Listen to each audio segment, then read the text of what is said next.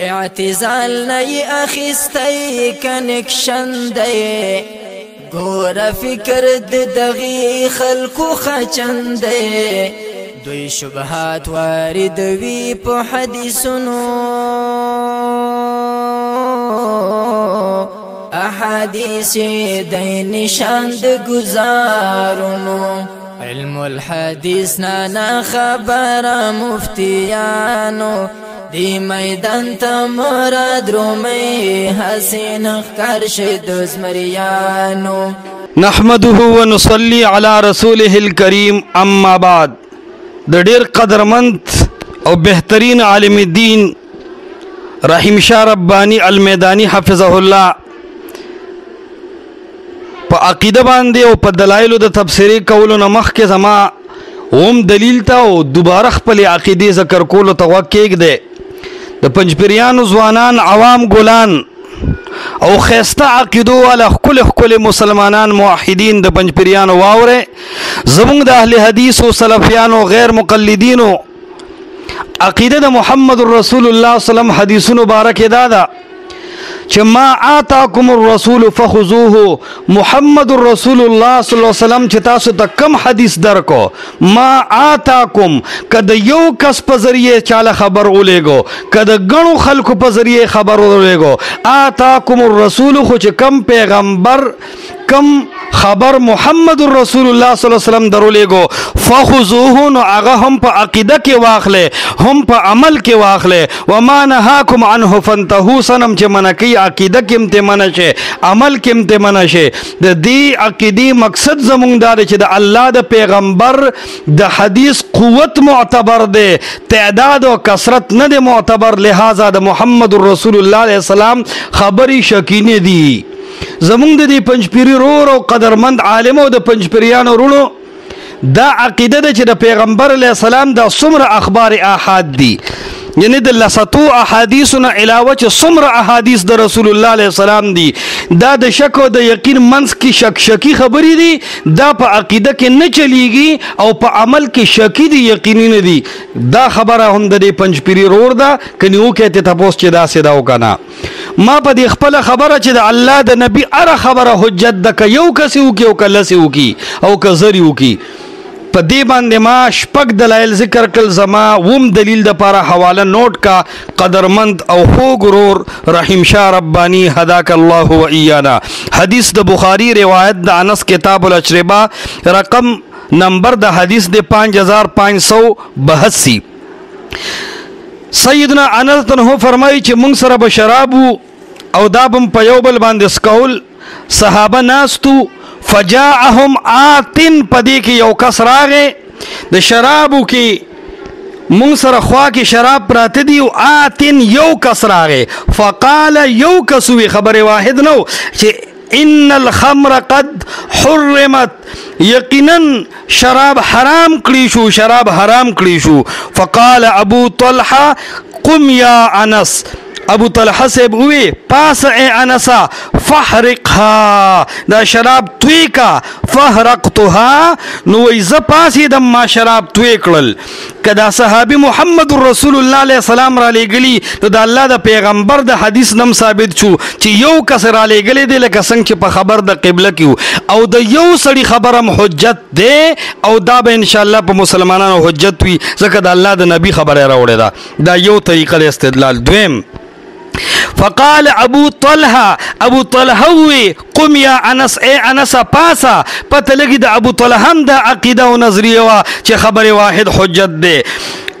او انس سے بوئی فحرقتها ما شراب توی کړل نو د انس سے بم د عقیده ده چې خبره واحد د الله د نبی د طرف نه ک یو سړیم خبر وروړي دا داسې یقیني خبرې دي لکه قران شراب توی کړل دا یو قطعی مسله ده د شراب حرمت قطعی مسله ده او دی خبره واحد باندې انس ابو طلحه او صحابه د قطعیت په شان عمل کو دا د سلفیانو ځوانانو یو ښکار دلیل دی چې په باب د عقیده او عمل دواړو کې خبره واحد قطعی او یقیني دی او دا به چلیږي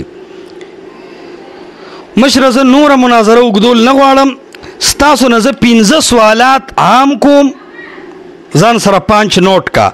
او ستا په دلایلو باندې 3 سوالات کوم دا ځان سره نوٹ کا خپه او سله باندې هیڅ قسم روب پزان مراوله من نور دلایل وایا پتا روب پدې چې تا خو شمار ما پس را رسې دا مسلې دی حل کا. اول سوال د 15 سوالونو نه پتا دا دی چې په اصول فقه کې مطلقاً خبر واحد ذکر دی لکه د شاشه په اوله پاڼه وي فإن قابله خبر الواحد او القياس کچر تکي د کتاب الله د خاص سره خبر واحد راغه په نومي خبر واحد نو رستو یترک ما یقابله من خبر الواحد نو خبر واحد با مردود وی او دا به پرې خودلی شي وی نو ګوره الته د محتب بالقرائن تذکره نشتا نو ستانه زما اول سوال داده چې محتب بالقرائن قید تا د کم زین لګولې دي ته خو د امام ابو حنیفه مقلدی نو د امام ابو حنیفه نه خو چې محتب بالقرائن قید لګولي حال داده چې اصول فقه ټوله په دی روانه ده چې په نومي خبر واحد به مردودي دا محتب بالقرائن قید ته د چا تقلید کې ته خو مقلد استا خبره بنی حجت چا پس روانه دک سړی راتو خو دویم د محتب بالقرائن وضاحت راتو کا دا قرائن به مجتهد مقرری که مقلد به کی او دا حکم بسوک لگی چې دا حدیث محتب بالقرائن دی او دا نه دی. دریم سوال تا چې کم احادیث ذکر کړل چې من مات وعليه صوم تا چې کم حدیث ذکر کړل يعذب ببكاء اهله المتبايعان بالخيار يقطع صلاة الرجل دا احادیث چې کم تا ذکر کړل دی کې خو قرائن موجود دي یو دا چې دا د صحیحینو روایت دی دویم دا چې تلقی الامه بالصحت وتملاو دا دریم دا چې اجماعا د سلف او عمل پر روان دي سلورمه قرینه دار چې سند متصل دي پنځمه قرینه دار چې راویان عادل دي شپږمه قرینه دار چې ضبط پکشتا دا شپږ قرائن محتب بالقرائن دي او بیا امام مالک رد کړل شپږ محتب بالقرائن دي او بیا امام ابو حنیفه رد کړي نو رد خو صرف د اخبار احاد ثابت نشو د محتب بالقرائن هم ثابت شو د دې جواب را لراکه ځوانه. سلورم سوال دا ته چې کم سلور والا دلایل چیړي یقطع صلاة الرجل دا خو د منس خبره ده د عقیدې نشته ځوان می. دویمه خبره من مات وعليه صوم دا خو د روجي خبره ده د عقیدې په کې نشته. دریمه خبره المتبايعان بالخيار دا خو د پیازو ټماټرو وغیرہ د اغستلو خرڅولو خبره د عقیده په کې نشته. ته وې چې په عقیده کې خبر واحد ځونی دی او مردود دی حال دا چې د عقیده مسله خو تا نه د چیړلې ځوانه دقه زین کې ته کم زین استدلال کې دقه زیرا ته پګوته کا. پنځم سوال تا نه دا دی چې د سلور یا پنځو احادیثونه علاوه آیا لس به د سره ومنم د لسو احادیثونه علاوه آیا متواتری لفظي په دنیا کې شته تدریب الراوی والا هوی چې لا یکاد یوجد یو متواتر حدیث په دنیا کې نشته اخبار احاد دي. نو پنځم سوال تا نه دا دی چې آیا د دې پنځو احادیثونه علاوه د 12,000 یا 10,000 صحیح احادیث د رسول الله علیه السلام چې دي دا ټول دروغ دي یا شکیان دي یا وهمي خبرې دي آیا دای کې کاره خبرې د رسول الله علیه السلام نشته. شپږمه خبره ما یاد کړی 15 خو ته شپږ کوزان سره لیکا په دې ترتیب جوابونه راکا مو نور دلایل. ابتداء د خبر واحد او متواتر داسې تقسیم کم سړي کړي دي چې ویلي چې عقیده قطعی ده عمل ځونی ده او خبر واحد به عقیده کې نه چلیږي عمل کې به ځونی وي. دې خبره کې ته د کوم محدثینو یا فقهاو تقلید کې د دک سړو نمونه راته لګراکا پکار می ډیر ضروری. دا لیست ځان سره کېده ستا په دلایلو باندې می 3 سوالات دي د جواب راکا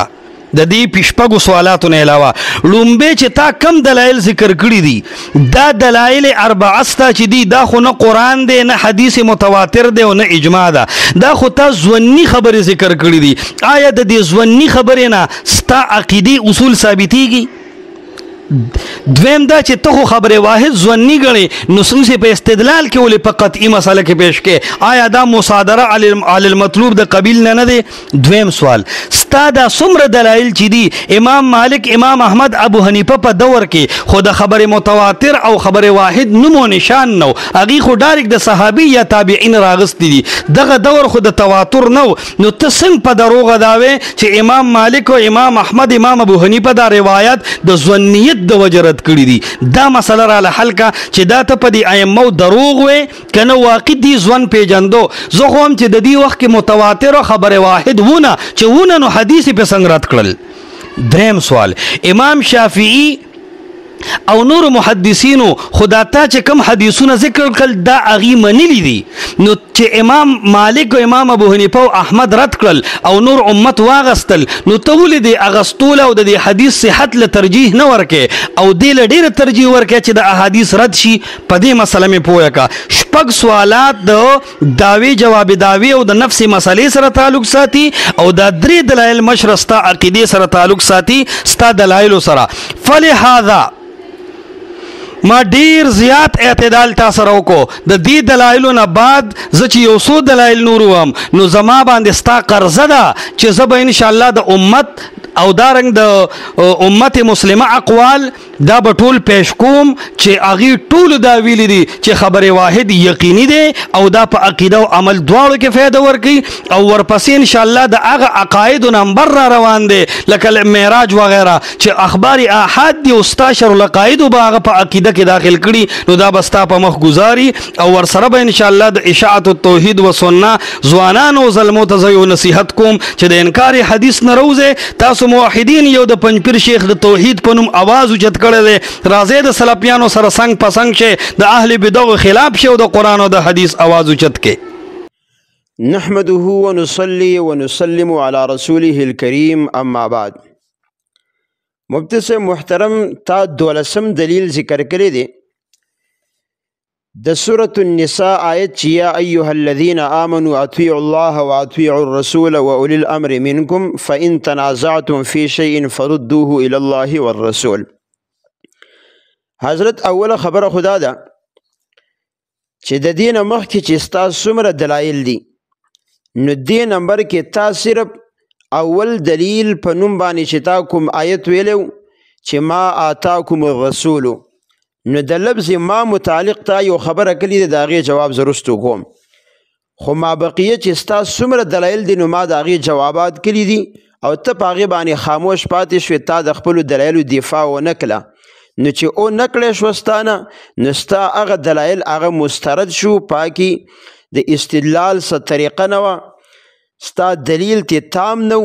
هغه ختم شو نو دلته کې ستا 12 ټکی ویل دا ټیک نه شو. اوس راشه تا خبره کړې ده چې اطیعوا الله و اطیعوا الرسول د رسول الله صلی الله علیه وسلم اطاعت وکړئ. الله وی په عقیده کې هم په عمل کې هم.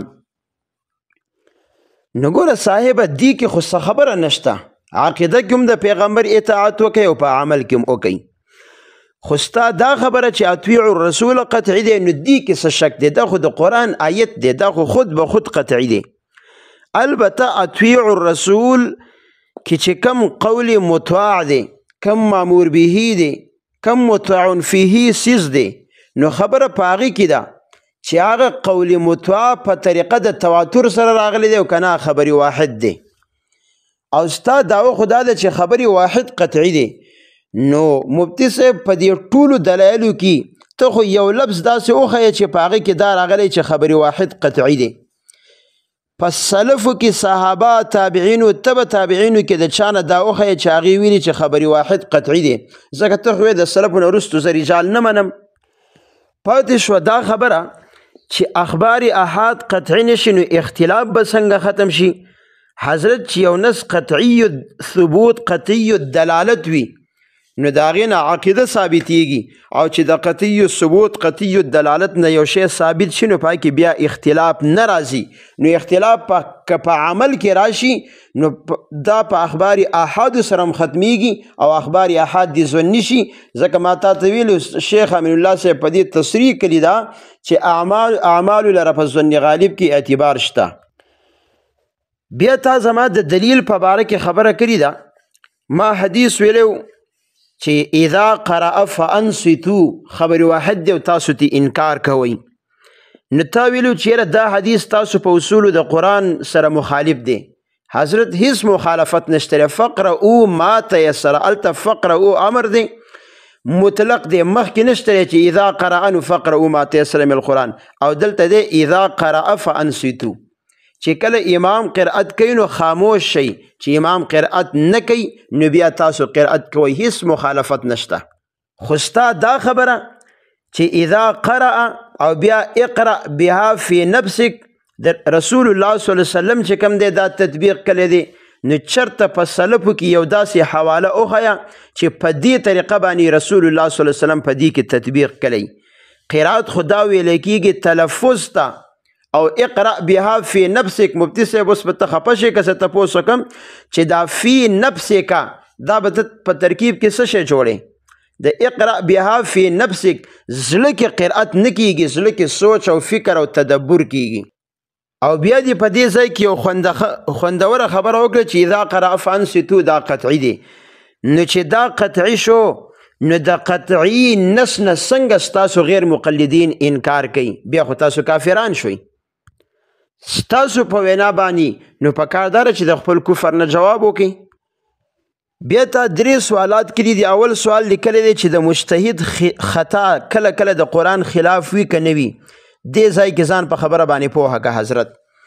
اصل کې قرآن کریم قطعی الثبوت خو ټول دی، خو قطعی الدلالت نو ټول نه دی. اوس چې کله د قرآن هغه آیت چې قطعی الثبوت او قطعی الدلالت وي نو په هغې کې اجتهاد ته هیڅ ضرورت نشته دی، بلکې د هغې په مقابله کې اجتهاد دا ګمراهي ده. خو چې کله قطعی الدلالت نه بلکې ظنی الدلالت وي نو هلته کې مجتهدینو ته د اجتهاد لار کولاو شي. نو چې اجتهاد وکړي نو د چا اجتهاد ټیک شي او د چا هغه غلط شي. نو دا د قرآن کریم د نص دا د قطعی حکم په مقابله کې رانغی، دا خو هغه ظنی الدلالتو نو اجتهاد راغی خو د قطعی نص په مقابله کې رانغی، دا د ظنی نص په مقابله کې راغی. بل خبره چیرې د مجتهد د خطا به مونږ ته څنګه پته لګي؟ نو مونږ ته د مجتهد د خطا پته نشي لګېدی، ځکه اجتهاد کی قانون دا دی چې هر یو مجتهد چې خپل اجتهاد وکړي وایي دا ټیک دی سره د احتمال د خطا نه، بل چې اجتهاد وکړي وایي زما دا ټیک دی سره د احتمال د خطا نه. او دا خبره چیرې ته د مجتهد د اجتهاد د وجې نه حدیث پرېږدي نو قرآن به هم پرېږدي که نه به هم پرېږدي. ګوره خبره داره مجتهد چې یو اجتهاد کوي نو مخکې ما تا ته خبر وکړه د نص قطعي په مقابله کې نه کوي، هغه د ظن په مقابله کې کوي او هغه خپل اجتهاد په نورو دلایلو باندې بنا کوي. نو دې کې د قرآن او د حدیث ترک خامخا لازم نه راځي. بیا دې د مسلم په حواله باندې د ابو موسی اشعري او د عبدالله ابن مسعود خبره کړې ده چې عبدالله ابن مسعود چې کوم دی هغه د تیمم قایل نه و. یو خبره خو دا واوره غټه غلطي دې کړې ده، په دغه حدیث کې خبره د جنوب ده، او ستا دا خبره چې د حضرت عمر او د عبدالله ابن مسعود اجتهاد د قرآن خلافو نو ستا دا خبره صریح البطلان ده، ځکه د قرآن کریم آیت د تیمم په باره کې دا قطعی ثبوت دی خو قطعی الدلالت دی که نه دی؟ نو قطعی الدلالت نه دی بلکې دا ظنی الدلالت دی، ځکه فقهاو پکې اجتهاد کړی دی د جنبي دپاره څوک د تیمم قایل دی او څوک نه دی. او یو خوندوره خبره ته په دې حدیث کې دا وکم چې ویلی تا دی خو دا زما دپاره 8م دلیل شو، ځان سره شمار کا. په دې وجه باندې استدلال د دې حدیث نه زه داسې کوم چې هم دا روایت چونکې تا د بخاري په حواله باندې ویلو، خو کله چې دا روایت په مسلم کې راشي نو عبارت یې واوره. عمار بن یاسر عمر رضی الله تعالی عنہ ته د جنبي د تیمم په باره کې خبر وکړه. عمر رضی الله تعالی عنہ ورته وایي چې اتق الله یا عمار، د الله نه ویرېږه عماره. دا څه وی؟ نو عمار ورته وایي ان شئت لم احدث به، که ستا خوښه زه به دا حدیث بیانوم. نو هغه د خبرې واحد دی، ته وی قطعي وي، خو عمر رضی الله تعالی عنہ پکې شک وکړو، وایي اتق الله یا عمار، زه مومه او ته دا خبره بیانې ما ته خو یاده نه ده. نو خبری واحد دا قطعی نه، دا ظنی، دا زما 8م دلیل شو. 1 تیر 2 شکار، ستا جواب شو زما دلیل شو. اوس مفتی صاحب ما بار بار ستانه څه مطالبات کړي دي او هغه تا یو هم د هغې جواب نه دی کړی. اوس زه هغه بیا تا ته رامعاد کوم بالترتیب، او دا د ځان څه بالکل بالترتیب نوٹ کا. اول سوال زما دا دی چې په دې احادیثو کې چې دا کوم تقسیم د خبرې متواتر او د خبرې واحد دی، نو دا تقسیم ته من حیث الاصطلاح او من حیث المرتبه منی که نه منی؟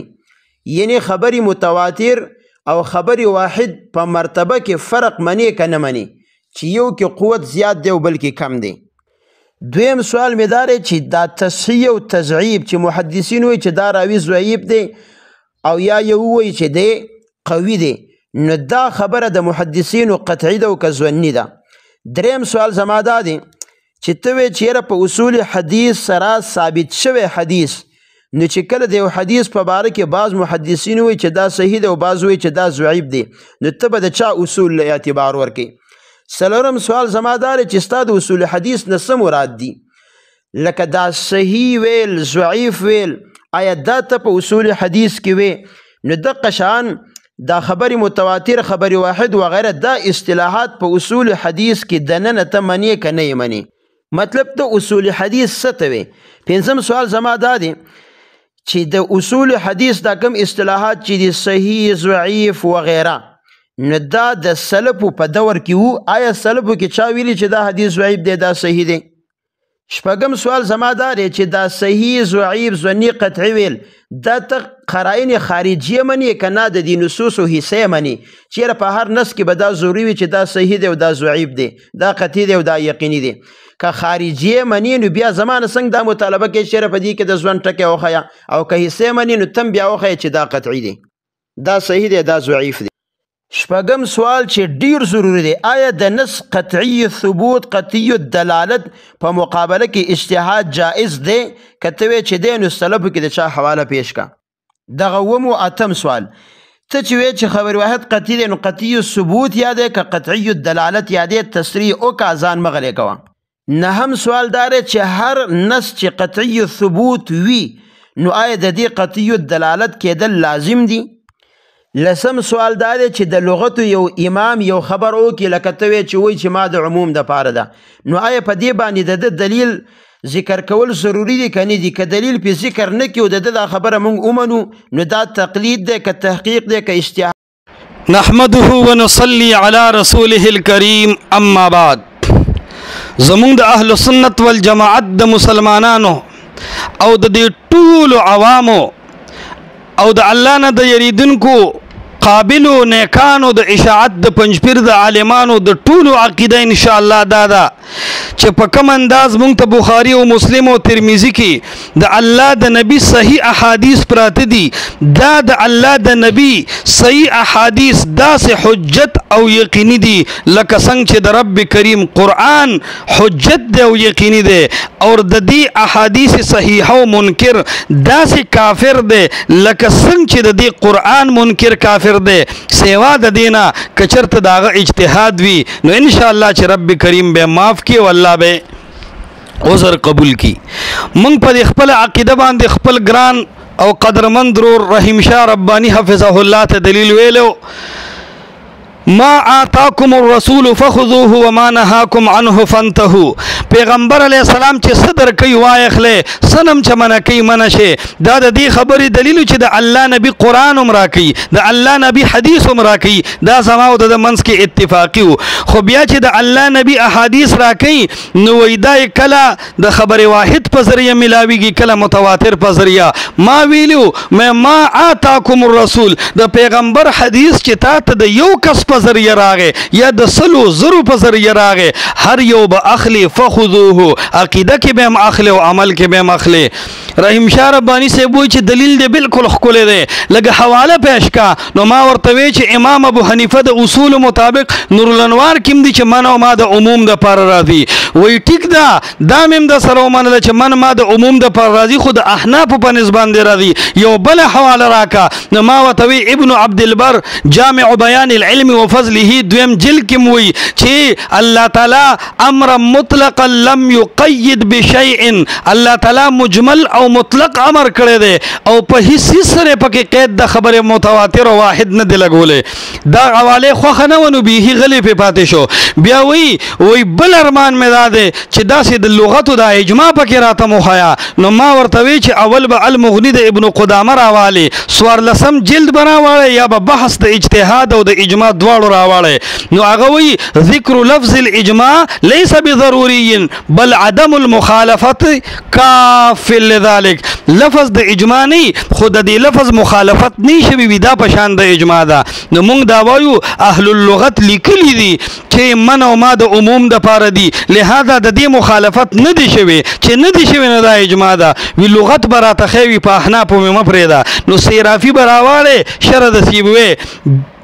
دال کتاب اول جلد 248 صفحه کې وی ما تقوا على كل شيء من العقلاء وغيرهم وی ما د عموم د پر راضي او بیا وی فهي من الفاظ العموم امام مبرد سے په المقتضب کې وی ما تكون اسما يقع على جميع ما لا يعقل وما يعقل اوضح المسالك اور ابن هشام سے وی من وما من صيغ العموم رور دادی احناف ندی دادی والا لغت والا دیم دا وی چې ما عام دا لہذا د پیغمبر علیہ السلام حدیث کا په خبر واحد درغه که متواتر درغه او که یو کس در کو که لسو که زرو که چلو فخذوه په عقیده کې والا په عمل کې والا بل ارمان کړي په من او ما پاتې نو وایا پاتې شو په نور دلایل استاد تحفظات نو خان لس منټي کله یو نمبر کې کیږي ګولا کله بل کې ډېر توانه به یو بل تنور کو ګل می قربان بیا یو بل ارمان غټ کړي دی وی ثابت کراته چې خبر واحد قطعی دی او ځونی نه دی زه هم کرا روان کلیف کې په دې خبره ډیره توجه ورکړو موږ به خوشاله کې ګولا چې زه دا خبره کوم چې ځون په معنی د شک او په معنی د وهم او د یقین نه پریوته مرتبه کې چې څوک ځون اخلي دا سه ځون اډو زه په دین کې منم نه دا خو زه نه منم زه هم د دین هر امر قرآن دا حجت دی په دی وجه چې دا یقین دی او ځوان غالب دی د ځوان غالب مطلب بداوی چې شک په هیڅ صورت نه دی د یقین نه کم مرتبه په هیڅ صورت نه ده د قطعیت نه کم مرتبه په هیڅ صورت نه ده قرآن او حدیث زوام دا قطعی یقینی دی دواړه د شک او د وهم مرتبه په قرآن او په صحیح حدیث کې بالکل نشته ځوان که ځوان غالب په معنی شي هغه خو ټول منی خوسته ہوئے چې د ځوان مطلب دا دی چې دا به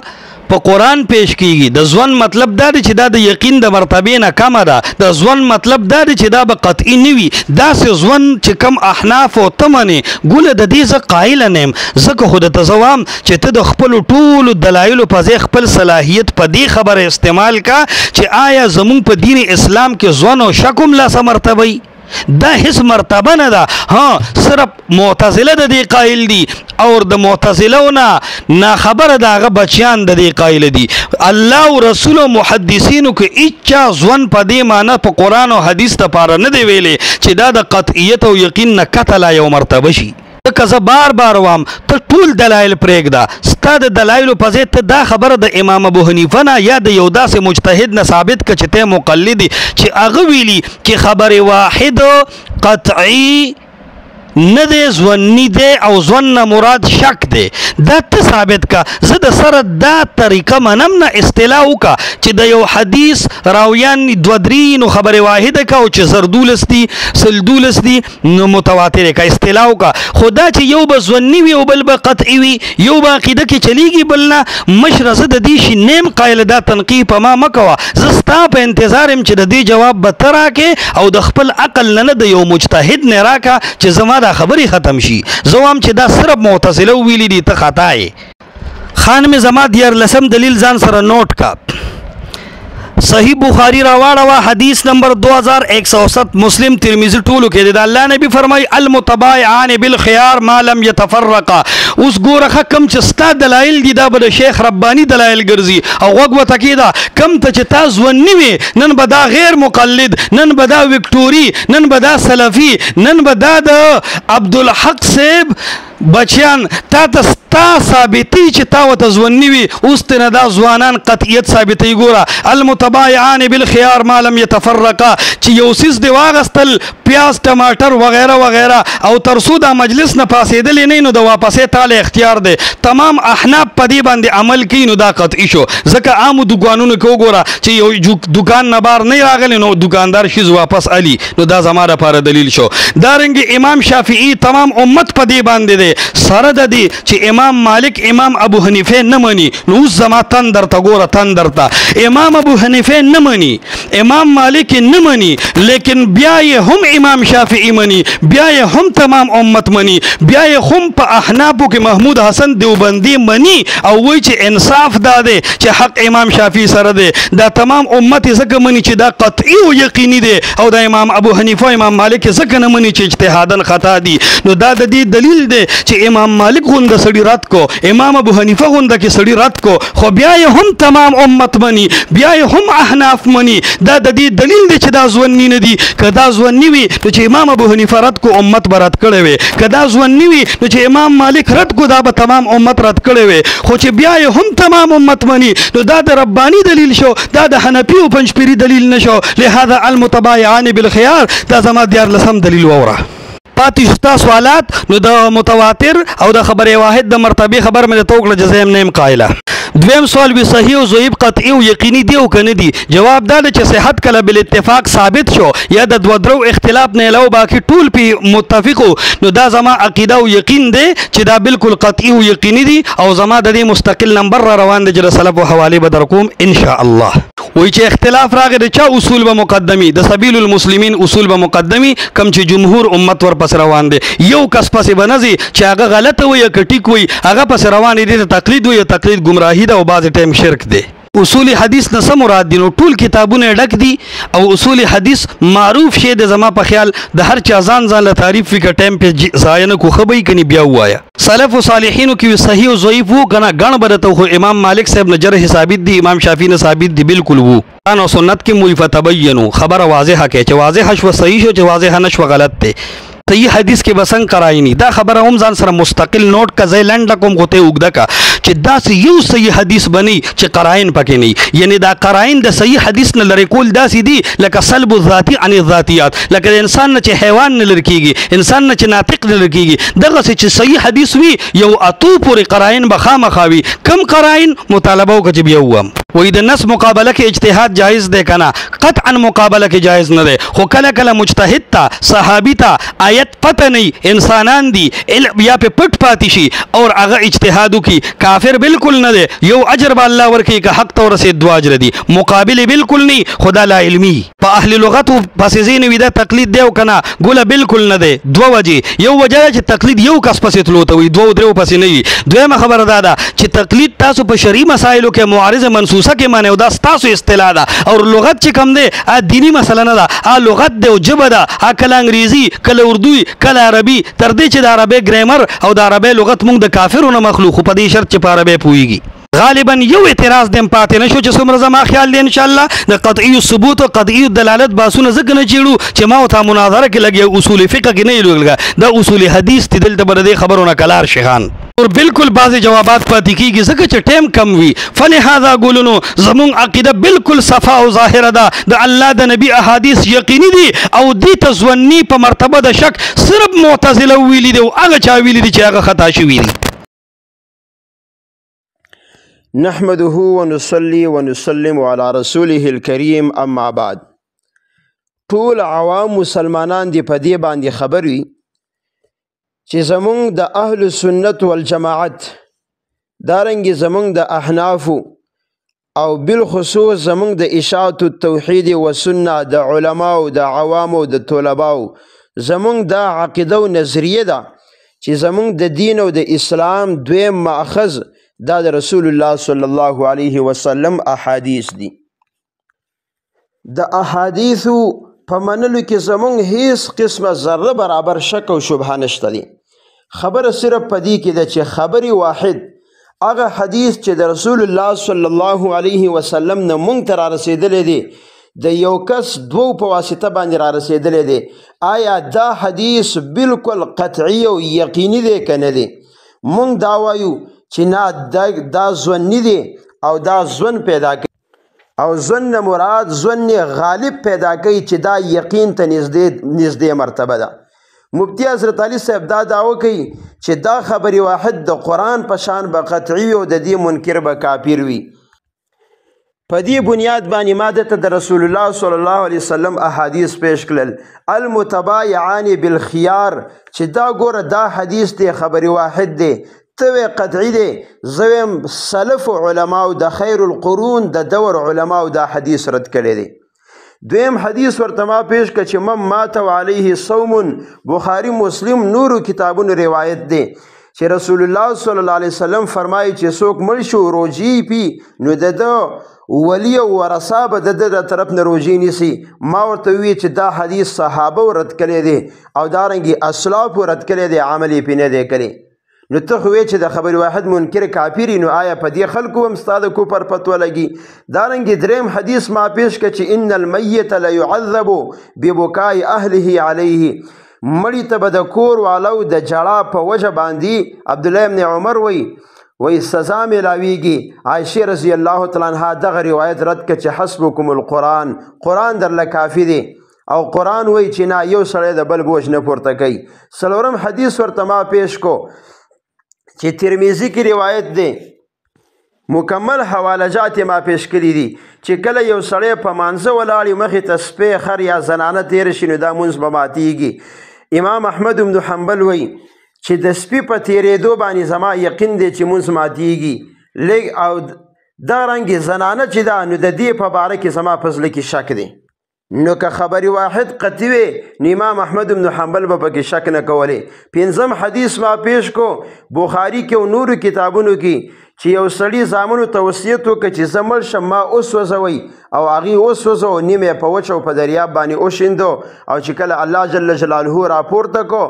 نو بخنه ورته وکړه. هغه دی دا خبر واحد دی ما ورته دام وي چې تر اوسه پورې تاسو په دې حدیث باندې عمل نه دی کړی. شپږم ورته ما د عمرو بن سلمه په حواله باندې روایت پیش کولو کې ماشوم دی امامت کوي او کپړې دومره کمزوري دي چې کله سجدې له لاړ شي نو وروستو عورت یې ښکاري.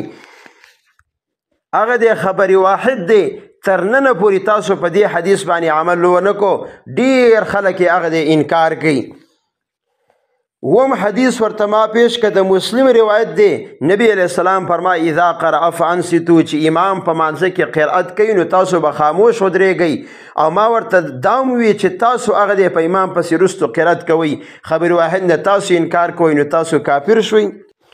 اتم حدیث د عمار بن یاسر او دارنګې د عمر رضی الله تعالی عنه چې د تیمم خبره رااله نو عمر رضی الله تعالی عنه عمار بن یاسر ته غصه شو چې اولی ته داسې خبره کې د الله نه ویریږه. عمار بن یاسر ورته وایي که ستا خوښه نو زه به دا حدیث نه بیانوم. بالترتیب د ټولو روایاتو نه دا خبره معلومیږي چې هغه د اخبار احاد دي ته وی قطعي دي منکر کافر دی. زویم هغه دی په امت کې تی لوی صحابه او علماو انکار کړی دی. اولی دا یقیني نه دي ځوني دي. د چې کومه دعوه پیش کړې وه چې خبر واحد قطعي دی تر ننه پورې د یو حواله یو لفظ په خپلو دلایلو کې داسې پیش نه کړه چې د هغې نه دا ثابتېږي چې خبر واحد دا قطعي دی. بیا ما مفتی صاحب د څه سوالات کړي دي. مفتی صاحب تا چې کوم د هغې جوابات کړي دي نو واوره. ما تا نه اول سوال کړی چې خبر واحد او متواتر کې من حیث المرتبه فرق منې که نه منې تا وی نه یې منم. مطلب د یو کس په خبر کې او د ډیرو په خبر کې دی وی فرق نشته. دا خبره ستا چورلټه غلطه ده. مخکې مې هم درته ثابته کړي وه بیا یې واوره. ګوره مشهور حدیث دی د ذوالیدین رسول الله صلی الله علیه وسلم د 4 رکعاته مونځ په ځای باندې 2 رکعاته وکړو او ذوالیدین ورته ووي چې رسول اقصرت الصلاة ام نسیت یا رسول الله مونځ کې کمی راغلی دی او که ستاسو نه هیر راغی. نبی علیه الصلاة والسلام فورا د هغه خبره ونه منله بلکې د نورو صحابه کرامو نه د هغه تصدیق وکړه چې ذوالیدین رښتیا وایي. نو چې کله هغې ووي چې او نو مونځ یې دوباره وکړو. دا دلیل دی په دې باندې چې د یو کس په خبر او د ډیرو په خبر کې فرق دا ضرور وي چې یو ته خبر واحد ویلی کېږي او بل ته متواتر ویلی کېږي. دویم ابو داود کې او نورو کتابونو کې حدیث دی چې کله د نیا د میراث مسله رااله چې آیا د نوسی په میراث کې د نیا حصه رسی که نه رسی، ابوبکر صدیق وی دا په قرآن کې نشته، زه تاله نشم درکولی. مغیره ابن شعبه راغې ابوبکر صدیق له خبر ورکړه چې نبی علیه السلام د نیا دپاره شپږمه حصه مقرر کړې وه. ابوبکر صدیق د هغه خبره ونه منله. کله چې د نورو صحابو سره مشوره وکړه نو د هغې د مشورې نه وروستو نیا له شپږمه حصه ورکړه. نو د یو کس په خبر او د ډیرو په خبر کې فرق د دغه حدیث نه ثابت شو. ابو موسی اشعری رضی الله تعالی عنہ راغې د عمر رضی الله تعالی عنہ دروازه یې وټکوله، هغه کولاو نکله واپس لاړ. وی ولې لاړې؟ وی نبی علیه السلام نه مې اورېدلی دي چې 3 ځل اجازت وغواړې، اجازت میلاو نشي واپس ځه. هغه ورته وی یا به دا خبره ثابته یا به زه سزا درکم. په پریشانۍ کې لاړ او انس بن مالک یې راوستو او چې کله هغه راوسته نو عمر رضی الله تعالی عنہ خبره ومنله. دا دلیل دی د دې خبرې چې د یو او د ډیرو په خبر کې فرق دی. او بل مفتی صاحب داسې خبره درته وکم، داسې جواب چې انشاءالله دماغ به دې راویښ شي. ترمذي کې روایت دی او دا په ابن ماجه کې هم شته. عبدالله ابن عمر رضی الله تعالی عنہ صحابي هم نقل کړی، انس بن مالک هم نقل کړی دی. نبی علیه السلام فرمایي ان الله لا یجمع امتی علی ضلالة، وی الله جل شانه زما امت په گمراهی نه جمع کوي. نو ګوره پوره امت هغه خطا نشي کېدی. بل طرف ته پیغمبر حدیث ده چې یو مجتهد نو یخطئ و یصیب، خطا کیږي هم او صحیح کیږي هم. نو د ډیرو کسانو په خبر او د یو کس په خبر کې هغه د فرق د څلورو احادیثو نه مې درته ثابت. ورسره مې ته د قرآن آیتونه ویلیو چې سوره نور کې الله د زنا په باب کې 4 گواهان، سوره بقره کې عام معاملاتو کې الله 2 گواهان ذکر کوي. اولی یو طرف ته د زنا د ثبوت معامله سخته ده، بل طرف ته عام معاملات دی نرمی ده. نو پای کې 2 گواهان مقرر شو، د زنا په باب کې 4 گواهان چې یره د دې ثبوت دا سخت کار دی. د 2 کسانو په خبر او د 4 کسانو په خبر کې فرق چې کوم دی هغه د قرآن نه ثابت دی. دا 15 دلایل شو زما په دې خبره باندې چې د یو کس په خبر او د ډیرو په خبر کې فرق دی. او د تحفة الاحوزی حواله میم درکړی وه چې اذا كان الاخبار من مخبر صادق عدل ضابط يرجع ان يكون مطابقا للواقع وتطرق اليه احتمال الا يكون مطابقا للواقع. چې د یو کس روایت نو پای کې دا احتمالي چې یره دا د رښتیا نشي. لهذا خبر واحد او متواتر کې من حيث المرتبه فرق د قرآن او د احادیثو نه ثابت دی. او دا اعتراض بستا بالکل فضول چې قرآن او حدیث کې د متواتر نوم دا خو اصطلاحات دي، خو د ډیرو خبر او د یو د لږو په خبر کې فرق درته ما ثابت کو.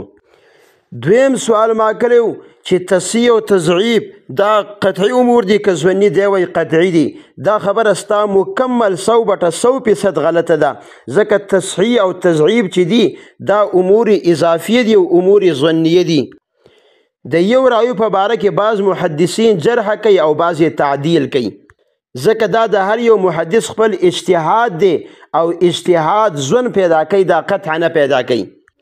دریم سوال ما کړو چې د یو رایو په باره کې اختلاف راشي، څوک تعدیل کوي څوک جرح کوي، ته به چا پسې زیده وي جمهور پسې به ځي.